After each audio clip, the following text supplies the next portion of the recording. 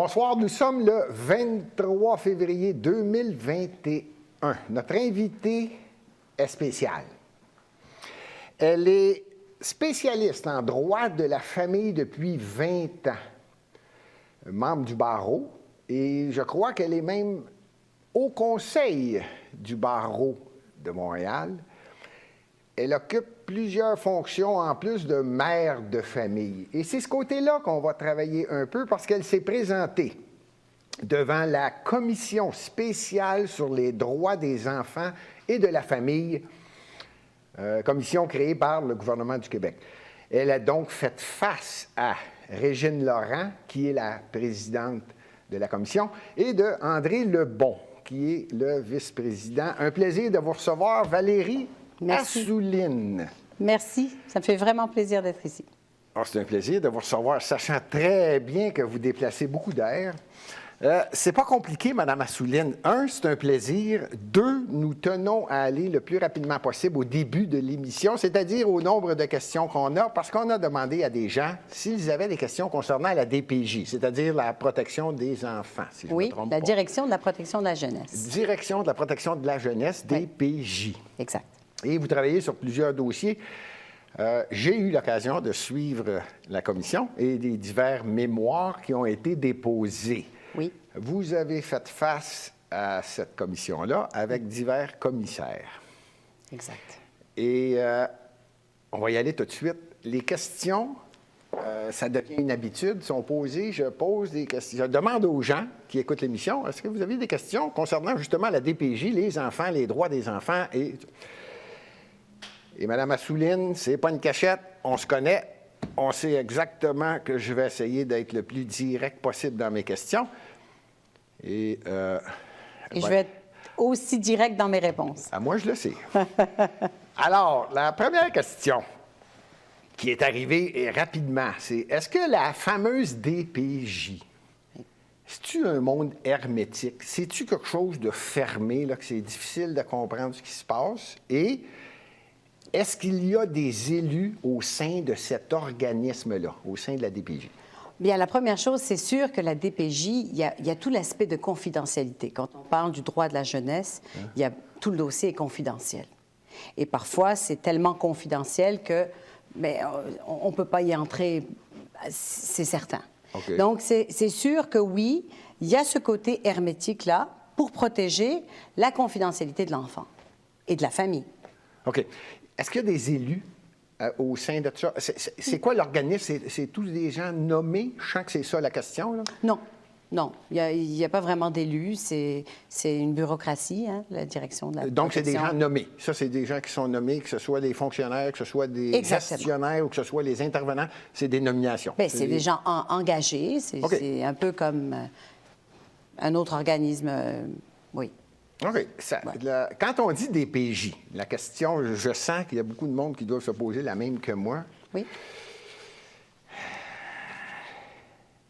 Ça prend un dossier complexe.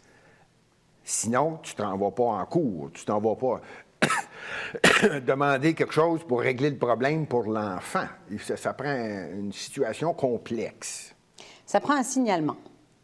Puis, il y a un signalement. Puis, on peut avoir des intervenants qui vont venir à votre porte, puis vous demander, OK, on a eu un signalement, on aimerait vérifier l'état des lieux, on aimerait savoir est-ce que votre enfant est en sécurité, parce qu'il y a un signalement soit de l'école, soit des voisins, soit d'un médecin. C'est comme ça que ça commence. Ah, c'est ça qui était la question, ça commence comment? Donc, c'est un signalement, ça peut provenir de l'école de différents endroits, là. Absolument.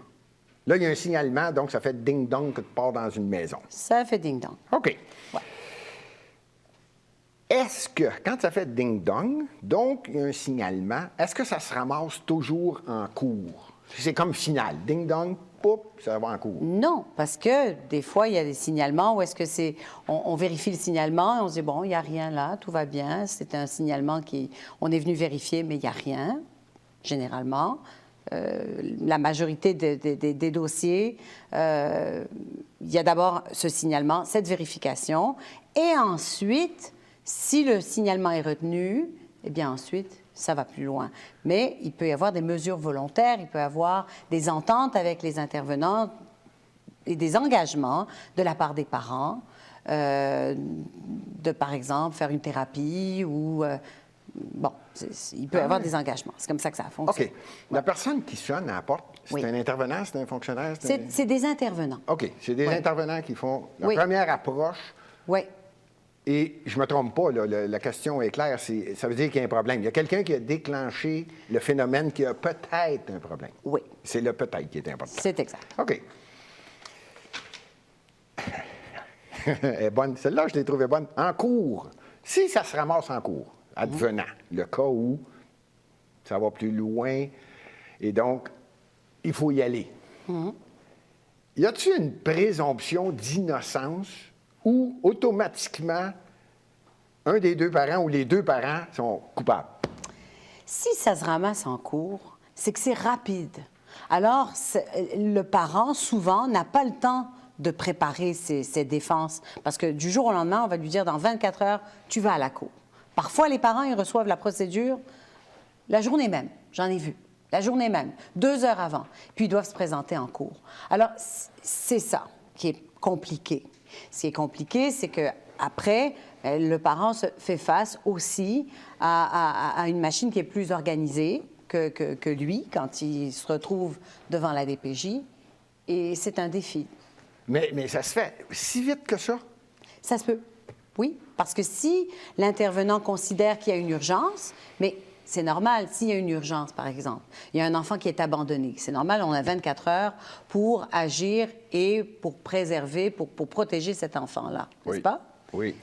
Le problème, c'est que parfois, il y a des parents qui sont emmenés devant les tribunaux où il n'y a pas vraiment d'urgence, où il y a un conflit de séparation, où il y a un conflit entre deux parents et puis la DPJ s'implique. Et c'est ça que moi, je dénonce. Oups, vous venez de toucher un point solide, là.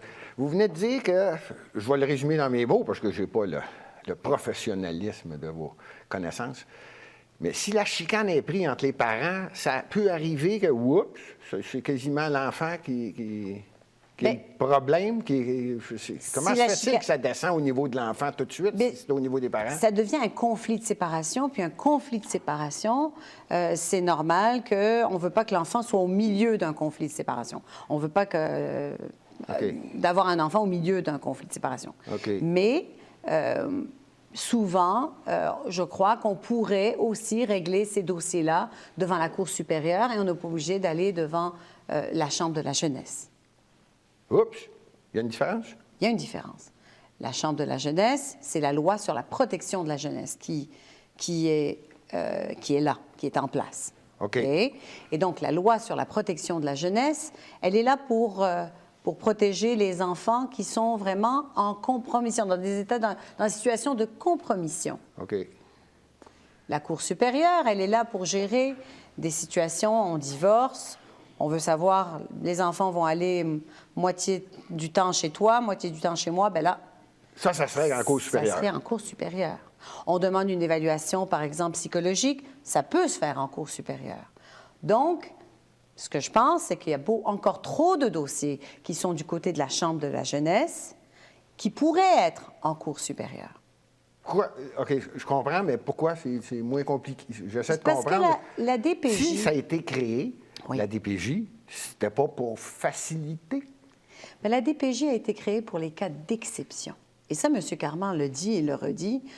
Il faut que la DPJ soit là dans des cas d'exception. OK. Quand il y a un abandon, quand il y a un abus sexuel, quand il y a de la toxicomanie, quand il y a des problèmes d'alcool chez les parents, la DPJ est là. Okay. Et c'est un organisme qui est nécessaire dans ces dossiers-là. Okay. Parce que j'en ai vu des dossiers où je me dis, oh, une chance qu'on a eu la DPJ dans ce dossier-là. Okay. Ça existe. Et c'est pour ça que la DPJ est là. Là où ça déraille, c'est quand on nous dit qu'il y a autant de signalements et de dossiers retenus à la DPJ que de naissances. Là, je me dis, là, attention, il y a un problème, là. Vous ne me ferez pas croire qu'au Québec, on est des mauvais parents. C'est pas vrai. Okay. Et c'est là où ça ne fonctionne plus.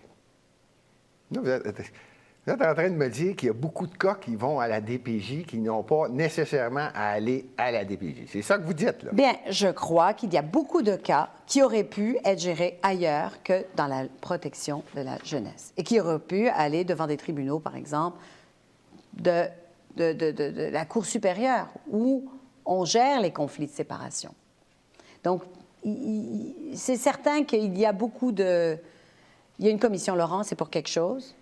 Et j'espère que ce point-là va être adressé. Les conflits de séparation devraient être gérés par par la Cour supérieure, mais aussi par des spécialistes en conflits de séparation qui pourront gérer. Souvent, on a des dossiers de conflits de séparation. Il y a des très jeunes intervenantes qui gèrent ces dossiers-là. Ça aussi, je déplore ce phénomène-là. Ah oui. Je sens que c'est quelqu'un qui a écouté. Vous avez répété souvent. Je répète, c'est votre opinion et ça nous fait plaisir de l'entendre parce que vous avez l'expérience, vous en avez vu des dossiers. Surtout dernièrement, vous en vivez beaucoup de ces dossiers-là. Beaucoup. Probablement que c'est quelqu'un qui a écouté l'émission. Vous y répétez et vous avez dit souvent, lors de la commission, lors de votre dépôt de mémoire, je vais le lire tel quel. Vous avez dit « Le gros bon sens n'existe pas à la DPJ ». Pourquoi vous dites ça? Ce que je dis, c'est qu'il y a des dossiers, parce qu'on ne peut pas généraliser. C'est sûr qu'il y a des dossiers où le gros bon sens, il est là, puis c'est clair, puis il y a un enfant qui est maltraité, puis la DPJ vient, puis la DPJ, je salue la DPJ, puis je les remercie aux intervenants. Il faut faire la part des choses. OK. Mais il y a des dossiers où on se dit, mais mon Dieu, là, c'est clair, là. Là, on a par exemple un enfant qui pleure lorsqu'il quitte un parent parce qu'il est forcé d'aller chez l'autre parent, mais c'est parce qu'il a besoin de ses deux parents. Puis je me dis, mais il manque, c'est le GBS, c'est le gros bon sens. Une mère qui appelle... Qu'est-ce qui se passe là, dans ces cas-là? Bien, dans ce cas-là, on est pris dans l'engrenage de la DPJ. On attend qu'un juge nous écoute. Une mère qui est victime de violences conjugales. À chaque fois que son enfant va chez le père qui l'a battu, qui a passé des années en prison pour l'avoir battu, cette mère-là, elle rapporte des faits que son enfant lui dit. Elle le rapporte à la DPJ. Écoutez, je suis inquiète. Mon fils me dit que papa boit encore de l'alcool. Mon fils me dit que papa l'a frappé. Puis on met l'étiquette sur cette mère que c'est elle l'aliénante, que c'est elle qui doit être supervisée. Il y a comme un problème. Moi, je dis ça, c'est Twilight Zone, là. Là, c'est Twilight Zone. Puis là, je me retrouve avec des dossiers comme celui-là où on doit attendre qu'un juge écoute ce jugement. Et c'est long. Et c'est long parce qu'il y a eu la COVID, c'est long parce qu'il y a beaucoup de dossiers, c'est long parce que nos tribunaux sont débordés. C'est ça. On les engorge pas mal, là, hein?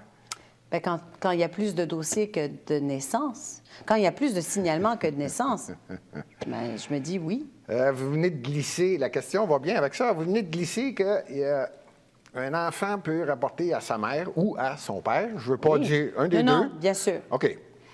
Maman, elle va souvent dans la chambre de bain, puis quand elle revient, papa, elle sent la boisson. Oui. OK, bon.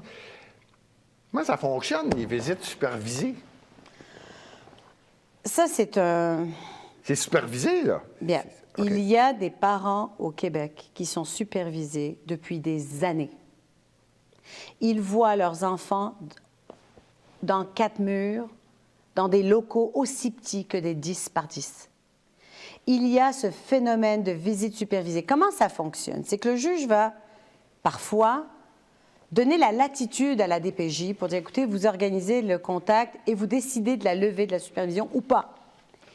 Et ce qui se passe, c'est que malheureusement, il y a des parents qui sont pris dans cette machine-là et qui sont supervisés pendant des années. Attendez, il y a quelque chose que je ne comprends pas, là. Moi non plus, je ne comprenais pas. Non, mais là, c'est parce que vous venez de me dire, dans un local, dans un endroit, les visites supervisées, ça ne se font pas chez l'un des parents ou à la maison? Ou... Non, il y a des dossiers où, par exemple, pour conflit parental, où on a décidé que, par exemple, la mère ou le père avait des anxiétés au retour de l'enfant, bien, on va superviser ce parent-là anxieux. Puis on risque de le superviser pendant des années. Puis on risque de le superviser jusqu'à qu'on arrive devant le juge. Et le juge va ordonner la levée de supervision. Dans 2 minutes, vous me dites pendant des années, ça veut dire que ça peut prendre des années avant d'aller devant un juge? Absolument. Non, c'est pas ça. C'est que ça peut prendre, oui, ça peut prendre des années. Oui, il y a des dossiers où ça peut prendre. Même si vous m'aviez dit plusieurs mois, je serais étonné. Ouais. Mais ça peut être Une année. Ça peut être une année, mais c'est outre ça, c'est que il y a des jugements où la DPJ a la latitude de superviser dans le jugement. Et cette latitude-là fait en sorte que malheureusement, ce parent se retrouve dans des supervisés. Qui décide? La DPJ ou le tribunal? Qui décide des visites? Qui décide de, bon, ben ça va pas bien, bon, visite supervisée? Bien, c'est certain que les visites supervisées vont être ordonnées par le tribunal, mais le tribunal peut, et souvent le tribunal laisse la porte et donne la latitude à la DPJ de la lever, la supervision. Le problème, c'est que malheureusement, il y a des dossiers où cette supervision-là, elle perdure dans le temps. Et ça, je le dénonce. Oui, mais pourquoi est-ce qu'elle perdure? Ouais, il y a une faille où, là? Parce que les intervenants qui supervisent ceux que je pense qu'on devrait encore superviser. Écoutez, moi, j'en ai vu des parents qui, de leur propre chef, ont accepté de confier leur enfant dans ce système-là parce qu'ils avaient des difficultés et qui, après 3-4 ans, sont encore supervisés lorsqu'ils vont voir leurs enfants. Il y a vraiment des problèmes systémiques qu'il va falloir régler. À l'interne? À l'interne, au sein de cette organisation. Et je crois que c'est parfait. On a fait la commission Laurent, c'est bien, j'ai pu témoigner, vous avez vu mon témoignage. Mais pourquoi est-ce qu'on n'agit pas aujourd'hui? Pourquoi est-ce que je vois encore les mêmes problèmes sur le terrain? On a commencé au début, cette commission Laurent a été faite à la suite de l'événement de Granby. Comment ça se fait qu'aujourd'hui, sur le terrain... année, là, pour situer? 2019. OK. 2019. La commission tourne depuis déjà presque 2 ans. Exact. Mais sur le terrain, il y a toujours les mêmes choses qui se passent. Il y a des bonnes choses qui sont faites, mais il y a aussi des intervenants peu ou pas formés. Oups! C'était la prochaine question. Qui sont les intervenants à la DPJ? Mais c'est des gens que... parfois, c'est des travailleurs sociaux, parfois, c'est des criminologues, parfois, c'est des sexologues, parfois, c'est des psychoéducateurs, des éducateurs de milieu. Donc, mais il y en a qui s'y connaissent, là. Il y en a qui s'y connaissent. OK. Puis quand ils s'y connaissent, ils font de la magie. Bon. Puis quand ils s'y connaissent, je les remercie. Malheureusement, il y en a aussi qui ne s'y connaissent pas. Puis quand on est pris dans l'engrenage de la DPJ et qu'on est pris avec un intervenant qui ne s'y connaît pas, et qu'on est pris avec un intervenant qui est très jeune et qui va nous dire « fais ci, fais ça, conflit de séparation », ou qui va, par exemple, dire « bon, l'enfant réagit, il faut une garde partagée », alors que l'enfant a 2-3 ans, que l'enfant est attaché à un parent. Pardon, j'ai bien compris? Oui, oui. Alors là, on se dit, mais là, tu sais, la formation est importante parce que les décisions qui sont prises par la DPJ vont marquer la vie d'une famille. Ça va changer l'ADN d'une famille. Ben oui. Et c'est là où je me dis, c'est vraiment la priorité qu'il faut aujourd'hui, c'est que tous les intervenants soient formés en enfance. C'est qu'un intervenant, quand je l'entends, par exemple, j'entends des intervenants dire au tribunal, l'enfant réagit lorsqu'il quitte sa mère, par exemple.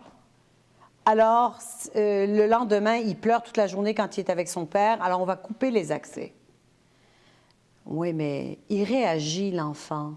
Puis n'importe quel psychologue va nous expliquer que l'enfant réagit quand il quitte sa mère parce qu'il a une carence affective, parce que cet enfant a besoin de sa mère. Il ne réagit pas parce qu'il réagit, il réagit parce qu'il a une carence affective.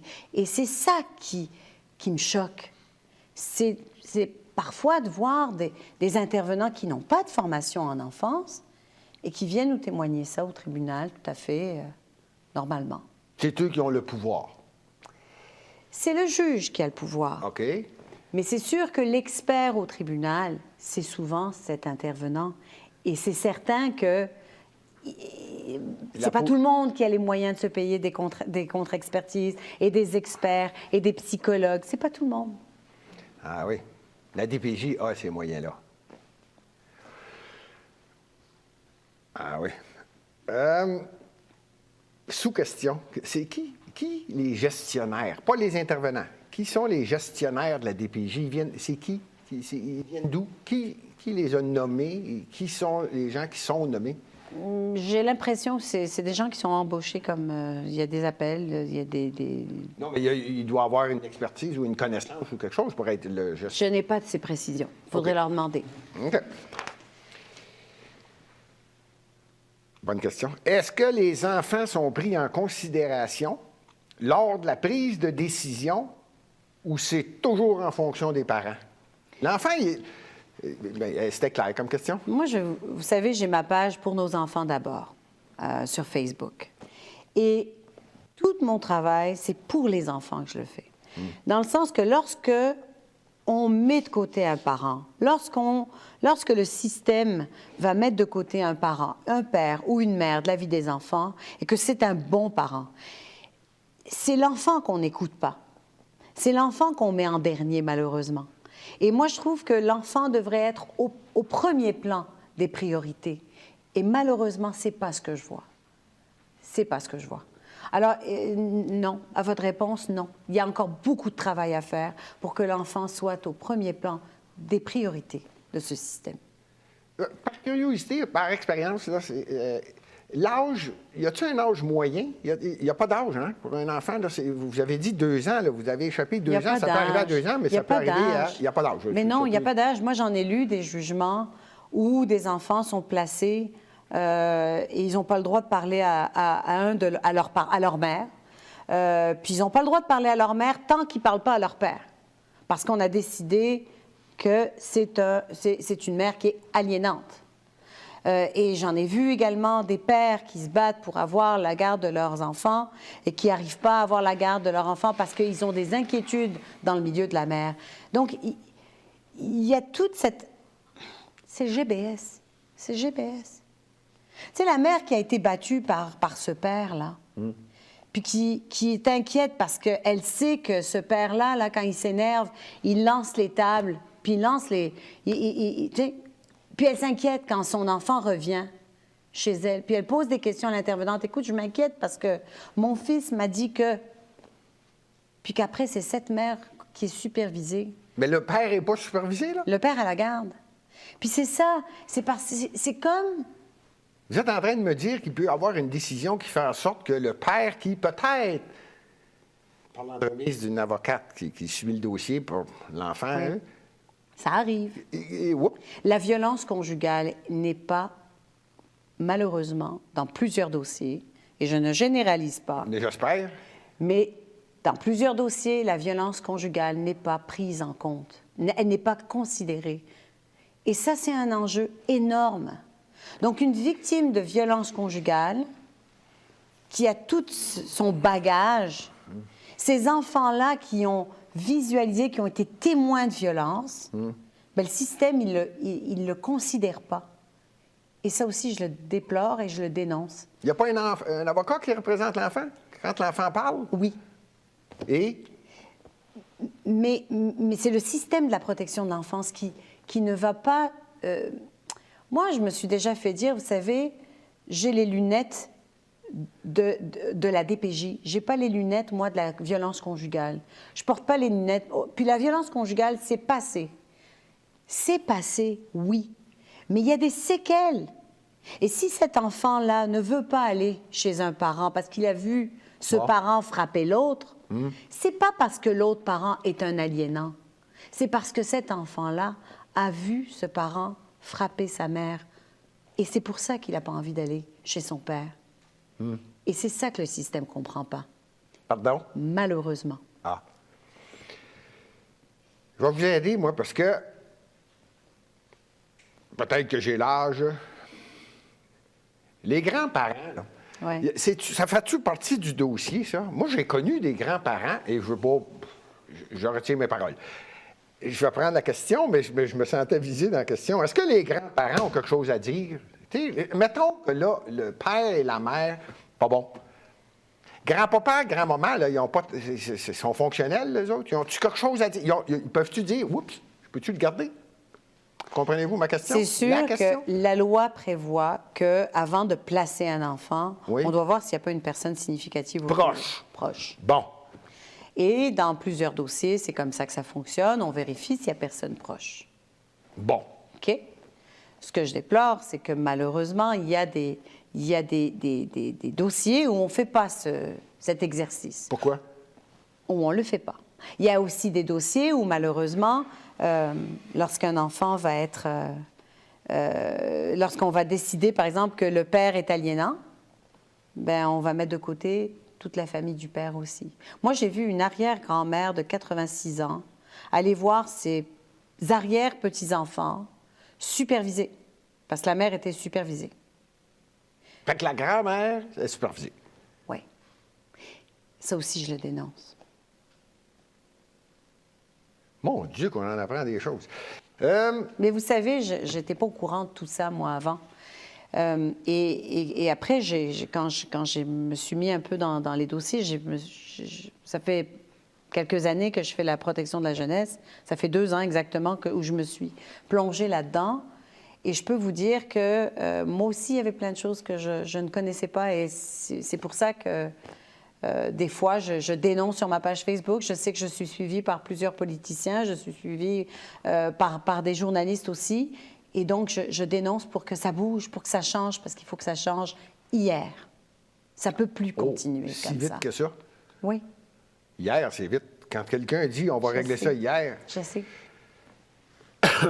on a tout... La question revient.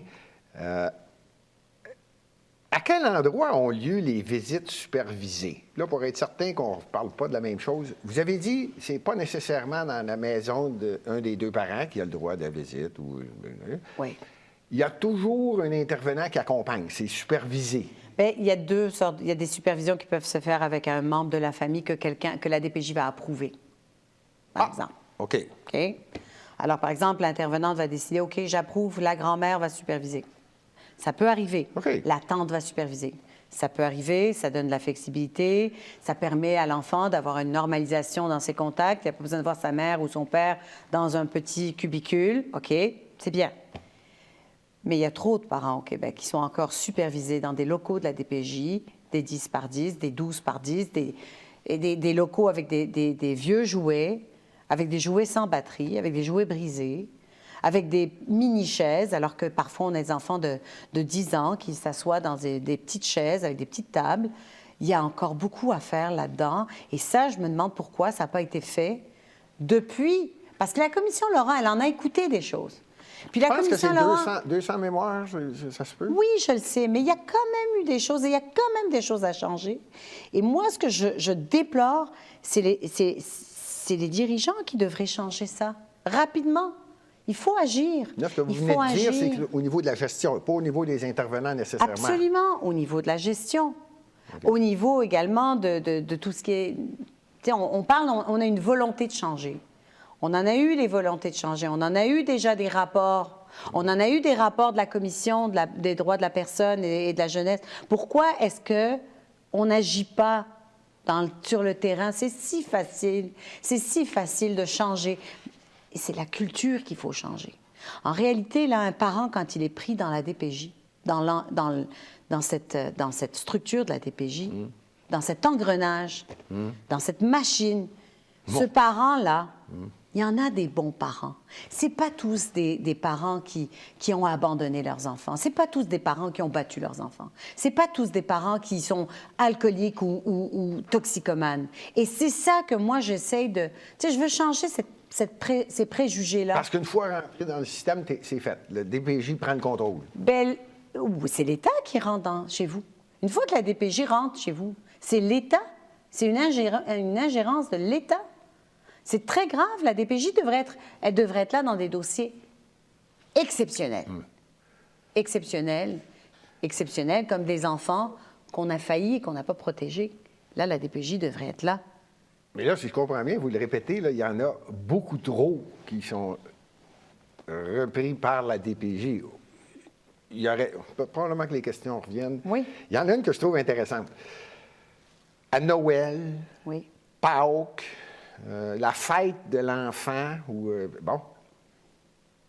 Y a-t-il un superviseur qui suit l'enfant À Noël, tu sais, lors des visites, Mais la vous même savez- chose. Ça ne change pas, même en période de fête ou de... Vous savez, je pense à ce parent, je ne veux pas dire père ou mère parce que je veux pas, mais je pense à ce parent qui, à chaque occasion, arrive avec toute une décoration.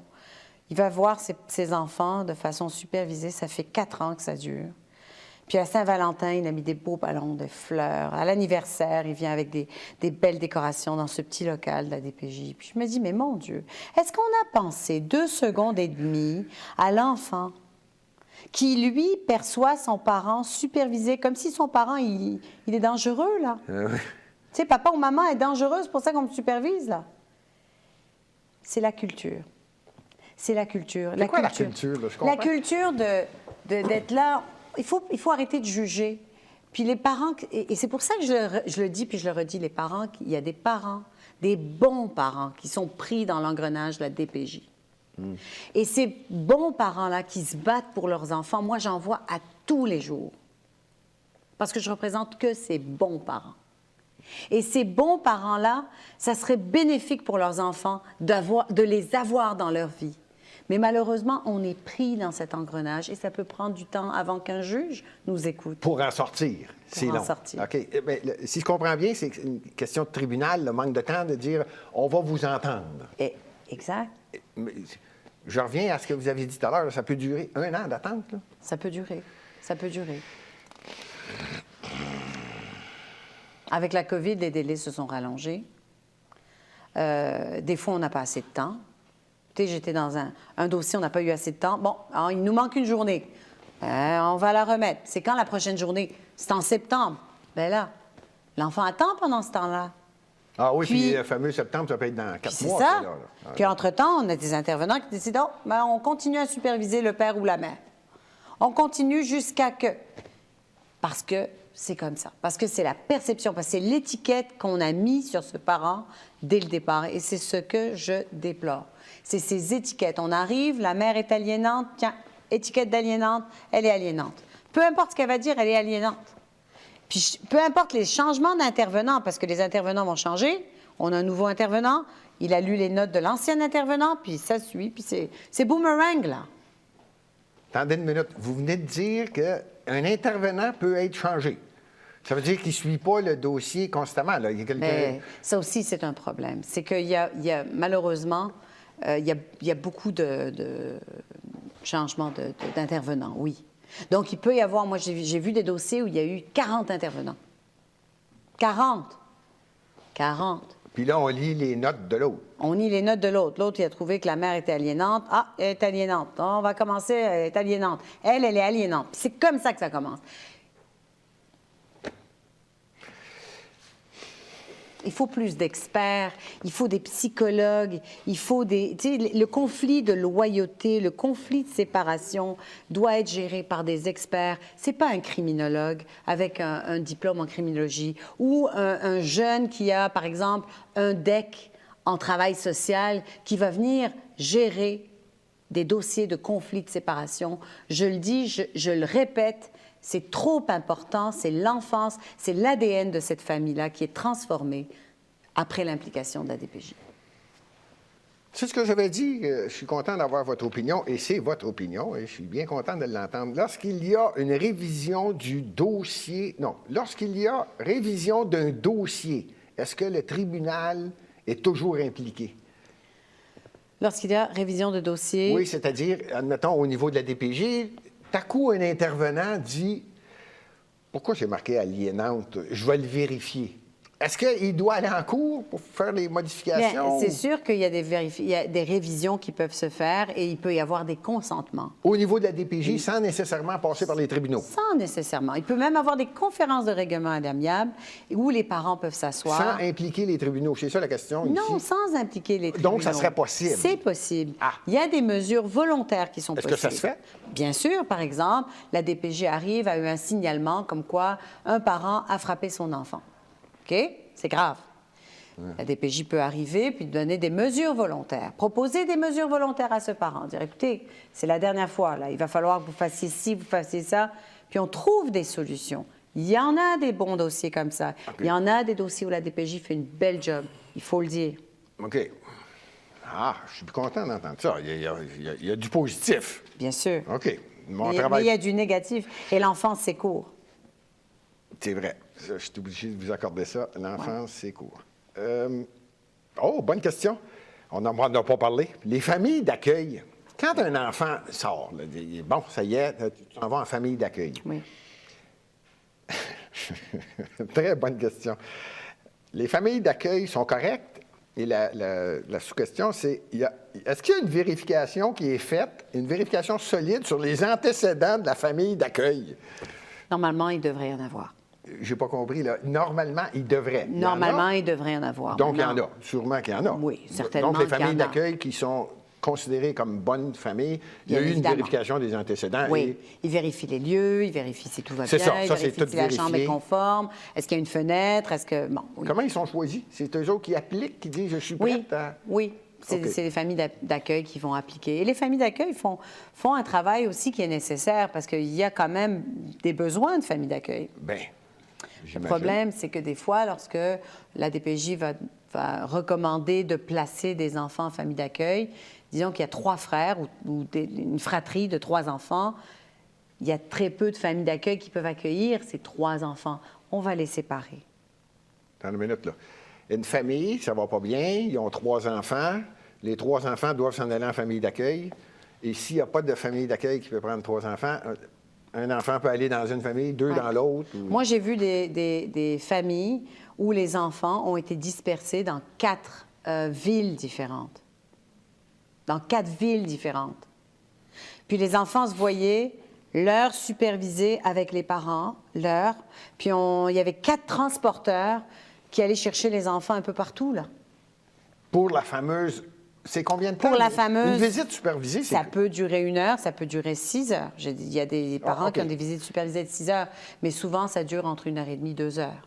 Pourquoi? Parce que les intervenants sont débordés. Là, ils ne peuvent pas passer 6 heures à superviser, ça veut dire en temps plein, l'intervenant est toujours là. Mais dites-vous aussi, on nous parle aussi du fait qu'il y a beaucoup, il manque des intervenants, les intervenants sont débordés.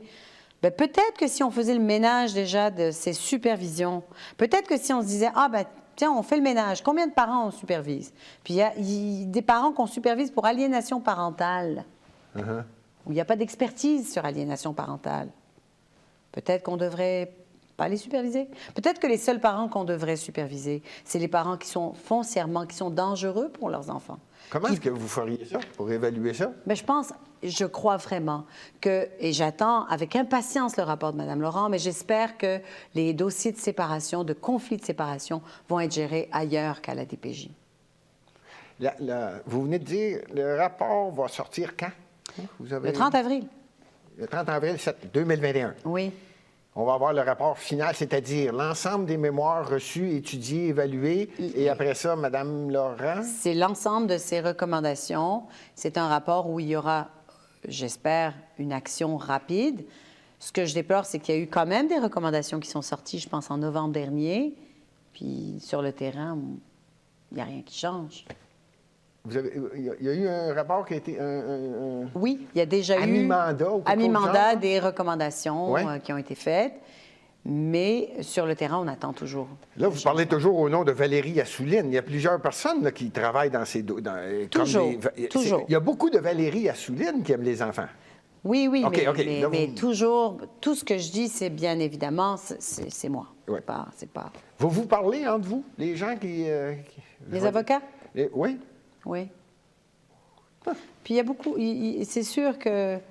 vous savez, je dénonce ce que je vois, puis pour moi, quand je vais sur Facebook, puis je dis, OK, là, je vais écrire un post sur une publication, et je me dis, bon, mais c'est ma façon à moi de faire ma part pour que ce changement-là soit rapide. Vous le prenez à cœur. Hein? Oui. Mais en tant que mère de 4 enfants, je ne peux pas ne pas prendre à cœur. Vous en avez 4? Ben oui. J'ai des enfants de 16 ans, 15 ans, 12 ans, 8 ans. Quand je vois qu'on place un enfant de 8 ans pour conflit de séparation, puis on l'éloigne de sa mère ou de son père, bien évidemment que ça vient me chercher. Ça vient me chercher là, parce que je pense à mes enfants tout le temps. Puis je me dis, ça pourrait m'arriver. Ça pourrait m'arriver, parce que c'est des gens tout à fait c'est des gens bien. C'est des gens bien qui sont pris avec la DPJ. Et c'est ça, c'est ce préjugé. Puis, vous savez, il y a une émission là, qui est sortie, qui est à Radio-Canada, où on vous parle du cœur de la DPJ. Puis on vous montre toujours des parents assez... tu sais, c'est pas des parents modèles, là, comme c'est pas mes clients, en tous les cas. OK. C'est pas ça. La DPJ, je vous le dis, il y a des bons parents qui sont aux prises dans l'engrenage. Il y aurait, selon vous, quelquefois, lorsqu'il faut un dépôt de documentaire, le choix pour être certain que les gens comprennent que c'est pas des bons parents, c'est ça? Bien, moi, j'ai l'impression qu'on veut un peu... c'est comme un peu... C'est ces préjugés-là qu'on garde, qu'on alimente. Oui. Mais il faut les changer. Parce que non... Et puis, peut-être que moi aussi, avant de connaître comment ça marchait, je me disais, lui, il a DPJ dans sa vie, peut-être que c'est pas un bon parent. Mais non. C'est ça, il y a des préjugés. Il y en a. La prochaine question est bonne, parce que vous me dites, et je sens à chaque fois que vous dites le mot DPJ, on dirait que vous mettez proche le sens que vous êtes pris dans DPJ. Hein? C'est comme, t'es poigné, t'es dans le système. L'aide aux familles, admettons, ça existe-tu ça? En amont, avant d'arriver à la DPJ, la question... Ça arrive-tu des fois qu'ils disent on va prendre la solution qui serait envisageable de dire on va y aller en amont, juste vérifier avant là, pour être sûr qu'on pourrait peut-être régler le cas, si je comprends bien la question. Ça arrive-tu, ça? Ça arrive. Avant de... Ça arrive et c'est ça qu'il faut. Il faut aller en amont. Il faut que les services soient offerts avant. Il faut que les parents reçoivent les services en amont. Il faut, par exemple, si un enfant a un problème de comportement à l'école, au lieu d'appeler la DPJ, bien, pourquoi est-ce qu'on ne chercherait pas de l'aide à cet enfant-là? Pourquoi on ne lui chercherait pas un psychoéducateur qui va aller dans son milieu? Bien, ça ressemble à la question, ça. S'occuper de l'enfant, mettons? C'est ça, s'occuper de l'enfant. D'abord, c'est l'écouter, parce que l'enfant, il a des droits. Et une partie de ses droits, c'est de l'écouter et de l'aider aussi. Et c'est dans la loi. Aide, conseil, assistance. La DPJ doit aider, conseiller et assister un parent. Elle n'est pas là pour le juger et pour lui mettre des bâtons dans les roues. Elle est là pour l'aider, le conseiller. Oh, j'aime ça. Quelqu'un qui a écouté qui dit « Vous féliciterez Mme Assouline ». Donc, c'est quelqu'un qui vous a suivi. Vous avez parlé quelquefois de supervision des accès. C'est quoi ça? C'est la même chose. C'est la supervision des accès. C'est pareil. C'est la supervision lorsqu'on supervise les parents. C'est pareil. OK, mais vous avez utilisé le mot des accès, j'en ai déduit. Non, c'est des accès. C'est deux. C'est pas des accès. Ah, OK. Quoique. Non, mais non, mais peut-être. C'est pas moi qui l'ai dit. C'était peut-être de l'humour. Peut-être, okay, bon. peut-être. OK. Déjà, ça va bien. Vous êtes bonne. Oui. Ben oui, ça va bien. Est-ce qu'il est pris en considération qu'il se peut qu'un seul parent soit le problème et non pas les deux? Autrement dit, oui, il se peut. Et non pas les deux. Ça peut arriver, ça? Ça se peut. Et là, il arrive quoi dans ce temps-là? Est-ce que l'enfant, il s'en va pas nulle part, il reste avec sa mère ou avec son père? Ça se peut, oui. Ça peut arriver? Ça peut arriver. Et ça peut se régler rapidement. Ça peut se régler, oui. Bon, enfin, quelque chose de bien. Tout à l'heure, vous avez parlé d'experts. La question va en plein dans ça. Y en a-tu trop d'experts? À un moment donné, là, il en manque. Moi, je pense qu'il en manque. Ah, il en manque? Oh, oui. Il nous faudrait plus d'experts, des psychologues. Pour évaluer la situation, pour être sûr qu'on approche la réalité. Oui, pour comprendre. Quand on a, par exemple, un intervenant qui vient nous dire l'enfant réagit, il ne devrait plus voir son père ou sa mère, mais peut-être qu'un expert aurait été plus adéquat qu'un intervenant avec un bac en criminologie. Peut-être. Ah oui. Il manquerait d'experts lorsqu'il arrive à la présentation. Il manque aussi l'imputabilité. L'imputabilité du système. C'est-à-dire que lorsqu'on prend une décision et que ce n'est pas la bonne, c'est quand on va dans un hôpital puis qu'on n'a pas eu les bons soins. On peut poursuivre l'hôpital. Mais à la DPJ, il n'y a pas d'imputabilité. Il n'y a personne qui est responsable. Et ça aussi, c'est un enjeu. Oh, pas sûr, celle-là. Là. Attends 2 minutes. Il n'y a personne qui est imputable? Non.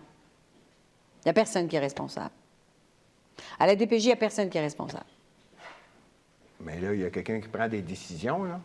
Oui, mais il n'y a pas d'imputabilité.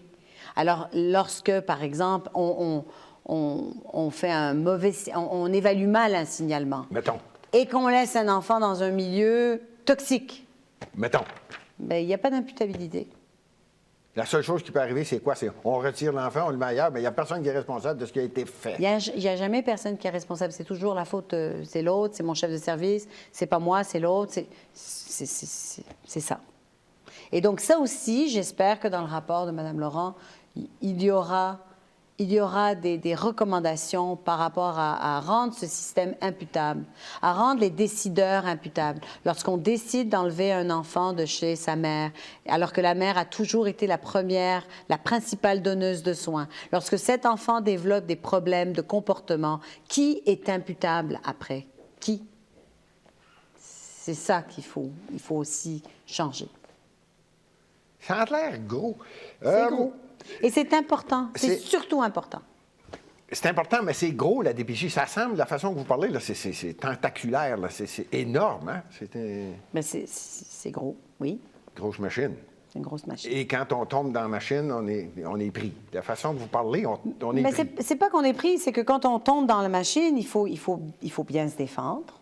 Il faut avoir les moyens de se défendre aussi parfois. Il faut avoir les moyens de faire une contre-expertise là, on parle des parfois. parents qui sont peut-être pas d'accord, donc ils doivent se défendre. Ben oui. Puis des fois, ça peut prendre 10 journées de cours. Puis des fois, il y a des dossiers où est-ce que la DPJ peut demander de faire venir tous les intervenants depuis le début. Là, c'est 10 journées de cours. Il faut pouvoir se permettre de se défendre pendant 10 journées de cours. Il y a aussi tout ce qui est l'accessibilité à la justice qui devrait peut-être être revue.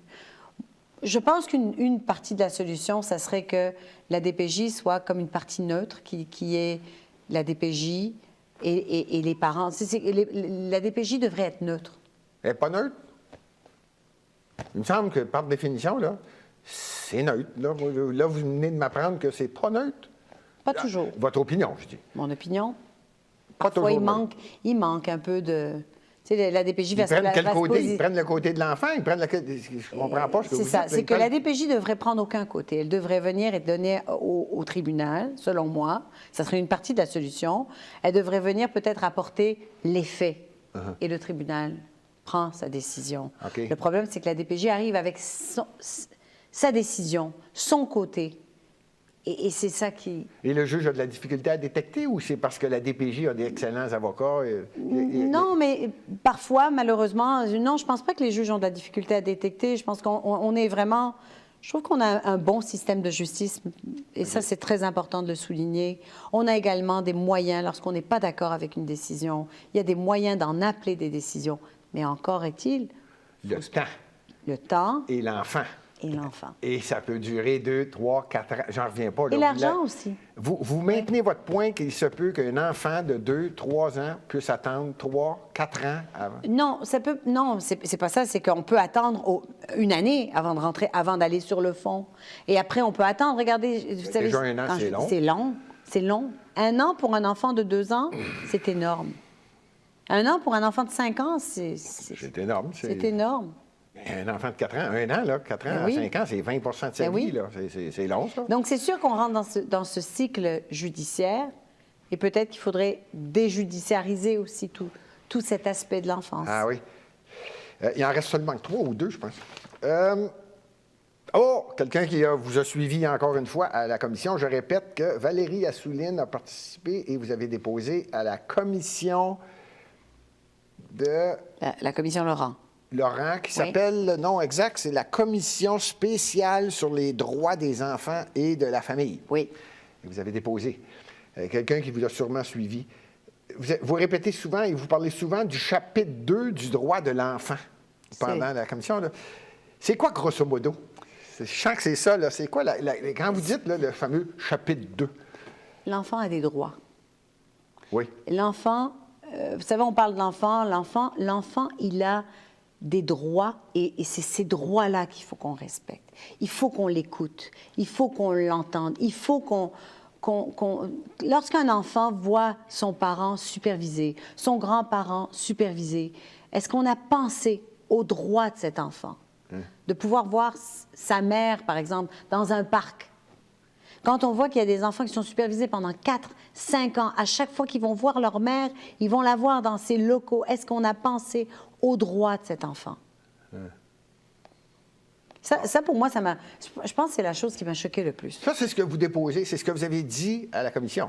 Oui. Est-ce que dans les 200 mémoires qui ont été déposées, j'espère, je retire mes paroles, êtes-vous la seule qui a dit ça? Ou si vous pensez Je n'ai pas suivi les 200 mémoires. Je crois qu'il y a des choses qui ont été très intéressantes. Mais c'est sûr qu'il y avait d'autres... D'un autre angle. D'autres pas nécessairement votre angle. Absolument. Donc attends, on va prendre la dernière question. Après ça, on va terminer avec des petits commentaires et des petites questions rapides. Il y a, selon vous, plusieurs approches alternatives au lieu de toujours utiliser la DPJ? Point d'interrogation. Oui. Oui. Ah, vous avez compris la question? Oui, il faut... Vous savez, j'avais fait un vidéo. On avait reçu des dépliants avec, si vous avez un doute sur votre voisin, pendant la COVID, si vous avez un doute sur votre voisin, appelez la DPJ. Puis j'avais fait une vidéo où je disais, écoutez, c'est bien, c'est vrai que si vous avez un doute qu'un enfant est maltraité, il faut appeler la DPJ. Okay. Mais on a tous le devoir de bienveillance. Avant d'appeler la DPJ, tapez à la porte du voisin. Regardez s'il n'avait pas besoin d'aide. Est-ce qu'on ne peut pas l'aider avant? Parce que ce que vous dites là c'est important. Ça veut dire que voisin entend quelque chose, un enfant crier, pleurer ou peu importe. Oui. Bon, il appelle la DPJ au lieu de... Et là, vous dites, au niveau alternatif, ça serait... Pourquoi ne pas agir en tant que bon voisin, dire, je suis fait ding-dong, avez-vous des problèmes? Oui. OK? Oui, parce que ça peut... D'abord, on peut comprendre c'est quoi l'enjeu, peut-être qu'on peut aider. Et peut-être qu'on peut appeler, si on voit qu'il y a une situation très grave, c'est peut-être la police qui doit venir au lieu de la DPJ. Ah oui. Parce qu'il y en a des situations qui sont graves. Il y a des enfants qui sont dans des milieux où ils ne devraient pas être.